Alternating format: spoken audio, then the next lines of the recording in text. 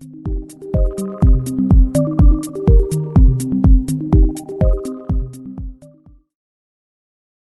very good morning to all of you.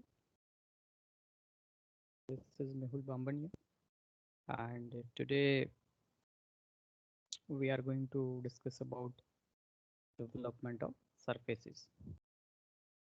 Let me share the screen. Will help you. This is the very first session for this development of surfaces. So let's start without wasting our time.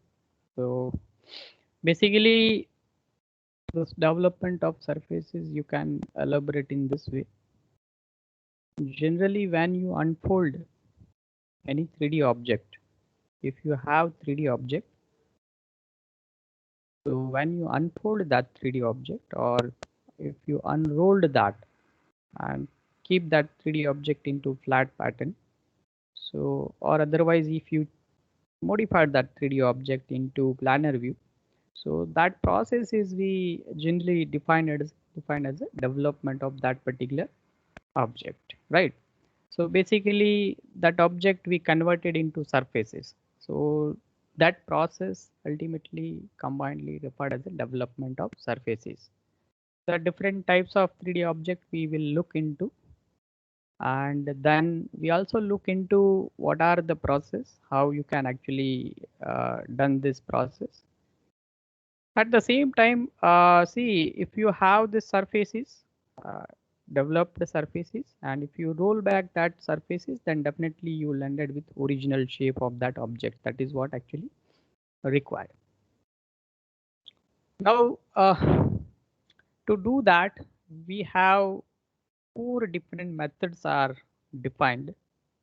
Four different methods we can use to develop the different types of 3D objects. Just right now, let's list it out.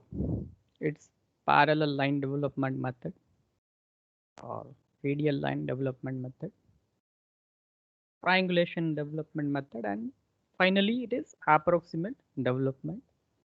So basically these all are methods through which you can actually develop the three-dimensional object. What we had done that I mentioned that we simply unfold that three-dimensional object. Now one should have a question that what is the requirement of that unfold of that object, or why we are generating this kind of surfaces, what is the applications, that is the question. So let's look into the applications. See, when we learn this development of any solid, definitely somewhere it will used. So basically whatever developed surfaces we have, that is in the two-dimensional planar surfaces, or that surface is sometimes also referred as some kinds of sheets. So generally it is widely used in sheet metal work, right? Or if you want to construct some kind of vessels, storage vessels, so that also initially constructed, started with the developed surfaces, boiler, chimney, etc. These all component are actually made up of certain plates or metal plates, which is cut or which rarely developed according to their 3D shape is required. And then after they what they'll do, they will just join that surfaces with the help of riveting, or maybe it is welding depending on the applications. So priorly that all vessels are all hollow solids. Ultimately they are not solids, but they are also they are kind of hollow solids, right? So like here it is a boiler. It shows a boiler kind of device. See, this is a hollow boiler. See, this is the cylindrical shell. Inside that entire mechanism for the boiling of that water will performed. But before that, you need to construct this cylindrical shell, which can withstand certain pressure. So that cylindrical shell made up of certain metal sheet work, right? Now, certain more examples, not only boilers. We have chemical vessels, chemical in the chemical engineering, always the reactors where chemical reactions are taken place. They all reactors are actually made up of this sheet metals. right? So priorly they have this the two-dimensional sheet of that particular metal, and then they just do the fabrications, welded them or riveted them in the same way.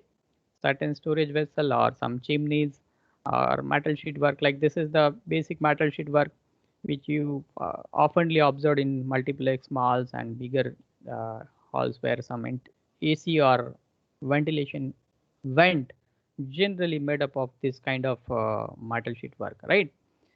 So my point is it's not restricted to only a cylinder or only some conical shape, but definitely there are so many different kinds of solid can be deformed or can be developed according to the application. These are the few applications which I had shown over here. See, for this chapter, there are two requisites, prerequisites, like projections of solid and sections of solid. I assume that you are aware about that, and if you not still aware about that, then we also discuss that part also, because this development is the third part after projections of solid, sections of solid. Then you just develop that surface. That is what my concern is. So just typically there are two different types of solids we had came across. Like one is a square kind of prism kind of solids, and another one is pyramid kinds of solid. In the projections of solid, you came across this all terminology, like what are the longer edge, what are the shorter edge, what is top surface, bottom surfaces, what are the slant edges. This all terminology associated with this solids like prism and pyramid, right? Not only prism and pyramid, but definitely we have also like cylinder, and addition to that we have cone. Basically there are two different groups, like this is cylinder or prism kinds of solid which have similar shape at top and bottom, right? This is what the group A. But in the group B we have bottom surfaces at different shapes like circle, triangle, square, pentagonal, and different etc. But they all are meeting at some common point, which is referred as the apex, right? So this is the apex. So in that way, we have two different groups of solids. So we try to develop this two different types of like this types of solids we try to develop, like cylinder, prism, or maybe cone and pyramids, right? So this we you already learned in your projections of solid. So we are not discussing in detail. Now let's move to this different method which I had discussed. Right. Very first is actually parallel line development. This is one kind of method or one kind of process which is referred as a parallel line development. Generally, this parallel line development will preferred when you have prism or cylindrical kinds of solids. If you have prism kinds of solids like square prism, pentagonal prism, or hexagonal, or etc. So in that way, in that case, or might be in the cylinder, we have generally this type of development we adopted, parallel line development, where we generally what we did we done is we simply done the parallel line parallel to this. See, this is the dimensions of this cylinder, or this is the dimensions of this rectangle prism. So parallel to this, we perform all development. Parallel to this, that means whatever longer edge we have. This is the longer edge we have. Parallel to that longer edge, we start our development process. So that is why it is called as a parallel line development. Another one is radial line development. Once you have cone or pyramid shape, you just move radially. That means this is, let's say this is the cone which is lying over here likewise. So what we will do, we simply create one kind of origin near to this apex, and radially we just perform an arc, right? The measurement we will decide later on, but radially we will move on, and slowly we develop that surfaces in the radial direction. This is the radial way, right? Not parallel to this all, not parallel to this, because it's not possible to construct a parallel line in the case of cone or pyramid, which is quite possible in the cylinder or prism. So this is another approach through which if you have cone or pyramid kind of shape, then definitely we should go with radial line of development. Third and fourth, not quietly often use generally. See, if you have the shape like tetrahedron and some other polyhedrons, where like this is the tetrahedron, where we cannot preferred that radial line development, or we cannot perform the parallel line development. For that, generally it is preferred the triangulation development. You just open all triangle in all directions. So in that way, we just develop the surface. You simply unfold this. See, because this tetrahedron containing 4 triangle, 1 at the base and 3 in the periphery. So simply you just unfold this 3 triangle in this way, and already base triangle is considered for the development. So in that way, you just unfold that, which uh, which is actually specifically for this tetrahedron. We adopt this approach. And finally, uh, if you have sphere kinds of shape, which is in which it is quite difficult to unfold this surfaces, right?